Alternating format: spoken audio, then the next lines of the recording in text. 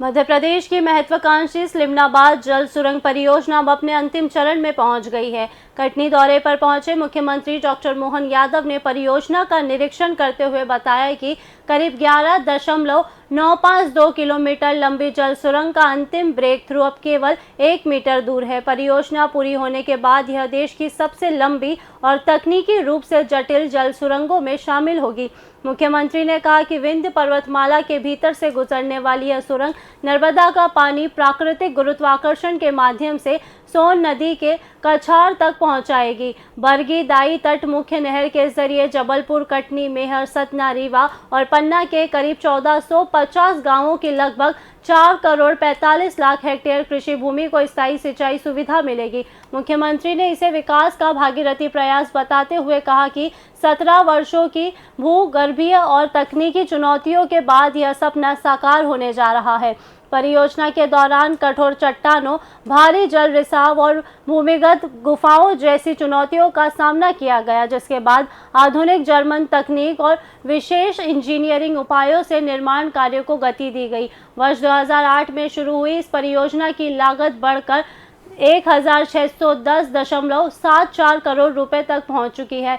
सरकार के अनुसार परियोजना का 96.66% कार्य पूरा हो चुका है। इसके पूर्ण होने से विंध्य और महाकौशल क्षेत्र की कृषि व्यवस्था को बड़ा लाभ मिलेगा और लाखों किसानों को सिंचाई की स्थायी सुविधा उपलब्ध होगी।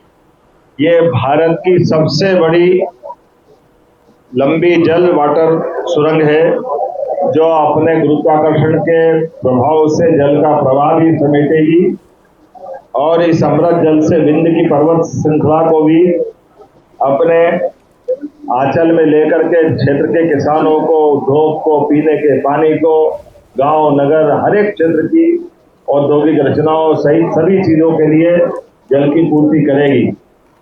जो टनल का एरिया देखा है वो लगभग 20 से लगा 40 मीटर तक जमीन के नीचे है। इस टनल के निर्माण में 10 लाख क्यूबिक मीटर से ज्यादा की मिट्टी खुदाई की गई। भारत ने 2 लाख क्यूबिक मीटर से ज्यादा कंक्रीट की रचना बनाई गई।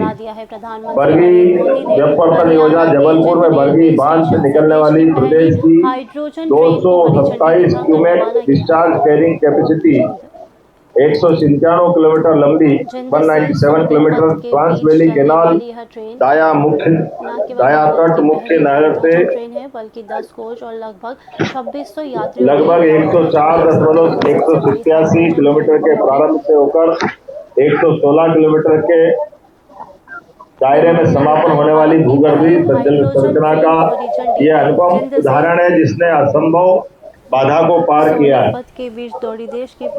इस टनल के अंदर के अलाइनमेंट में अगर आप देखें तो वैसे भी कटनी हमारा मार्बल, लाइमस्टोन, डोलोमाइट ऐसे कई प्रकार के अलग अलग चट्टानों का क्षेत्र है और उनकी दृढ़ता, उनकी सुदृढ़ता, कठोरता सर्वविदित है। इससे प्लेट की पतली परतें हैं और मिट्टी के अंदर भी लाइमस्टोन के तुरंत घुलने की ऐसी कई लेयर भी है। एक खास बात यह है कि मशीन जब काट के निकलती है, कटर लगता है और कटर के लगने से कठोर चट्टान काटने का जो ब्लेड लगाया जाता है और ब्लेड से कठोर चट्टान करते करते अचानक मिट्टी नॉर्मल और सामान्य आ जाती है।